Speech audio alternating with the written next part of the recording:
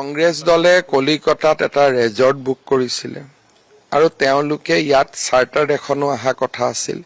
তেওঁলোকে ভাবিছিল যে তেওঁলোকে 50টা সিট পাব।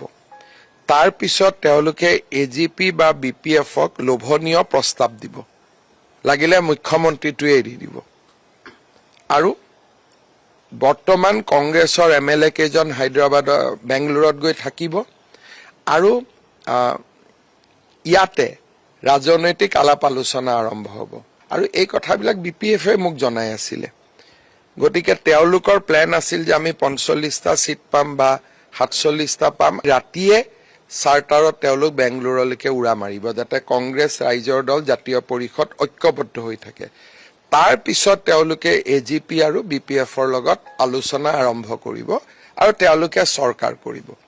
এটা তেওঁলোকৰ ডাঙৰ ব্লু প্ৰিণ্ট আছিলে।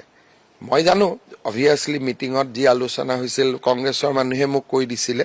ৰেজৰ্টখনৰ নামটো কালি মোক সুধিলে মই কৈ দিব পাৰিম, য'ত বেংগলুৰুত তেওঁলোকে বুক কৰি থৈছিলে। কংগ্ৰেছ দলে কলিকতাত এটা ৰেজৰ্ট বুক কৰিছিলে আৰু তেওঁলোকে ইয়াত চাৰ্টাৰ এখনো অহা কথা আছিল। তেওঁলোকে ভাবিছিল যে তেওঁলোকে 50টা সিট পাব। তাৰ পিছত তেওঁলোকে এজিপি বা বিপিএফক লোভনীয় প্ৰস্তাৱ দিব, লাগিলে মুখ্যমন্ত্ৰীটোৱে এৰি দিব।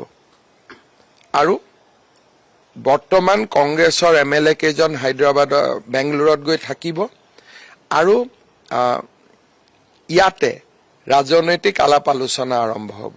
আৰু এই কথাবিলাক বিপিএফে মোক জনাই আছিলে। গতিকে তেওঁলোকৰ প্লেন আছিল যে আমি 45টা সিট পাম বা 47টা পাম। ৰাতিয়ে চাৰ্টাৰত তেওঁলোক বেংগলুৰুলৈকে উৰা মাৰিব, যাতে কংগ্ৰেছ ৰাইজৰ দল জাতীয় পৰিষদ ঐক্যবদ্ধ হৈ থাকে। তাৰ পিছত তেওঁলোকে এজিপি আৰু বিপিএফৰ লগত আলোচনা আৰম্ভ কৰিব আৰু তেওঁলোকে চৰকাৰ কৰিব। এটা তেওঁলোকৰ ডাঙৰ ব্লু প্ৰিণ্ট আছিলে। মই জানো অবভিয়াছলি মিটিঙত যি আলোচনা হৈছিল কংগ্ৰেছৰ মানুহে মোক কৈ দিছিলে। ৰেজৰ্টখনৰ নামটো কালি মোক সুধিলে মই কৈ দিব পাৰিম, য'ত বেংগলুৰুত তেওঁলোকে বুক কৰি থৈছিলে। কংগ্ৰেছ দলে কলিকতাত এটা ৰেজৰ্ট বুক কৰিছিলে আৰু তেওঁলোকে ইয়াত চাৰ্টাৰ এখনো অহা কথা আছিল। তেওঁলোকে ভাবিছিল যে তেওঁলোকে 50টা সিট পাব। তাৰ পিছত তেওঁলোকে এজিপি বা বিপিএফক লোভনীয় প্ৰস্তাৱ দিব, লাগিলে মুখ্যমন্ত্ৰীটোৱে এৰি দিব।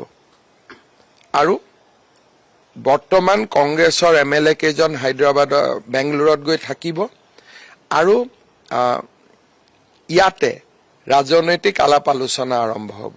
আৰু এই কথাবিলাক বিপিএফে মোক জনাই আছিলে। গতিকে তেওঁলোকৰ প্লেন আছিল যে আমি 45টা সিট পাম বা 47টা পাম। ৰাতিয়ে চাৰ্টাৰত তেওঁলোক বেংগলুৰুলৈকে উৰা মাৰিব, যাতে কংগ্ৰেছ ৰাইজৰ দল জাতীয় পৰিষদ ঐক্যবদ্ধ হৈ থাকে। তাৰ পিছত তেওঁলোকে এজিপি আৰু বিপিএফৰ লগত আলোচনা আৰম্ভ কৰিব আৰু তেওঁলোকে চৰকাৰ কৰিব।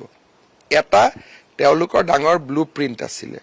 মই জানো অবভিয়াছলি মিটিঙত যি আলোচনা হৈছিল কংগ্ৰেছৰ মানুহে মোক কৈ দিছিলে। ৰেজৰ্টখনৰ নামটো কালি মোক সুধিলে মই কৈ দিব পাৰিম, য'ত বেংগলুৰুত তেওঁলোকে বুক কৰি থৈছিলে।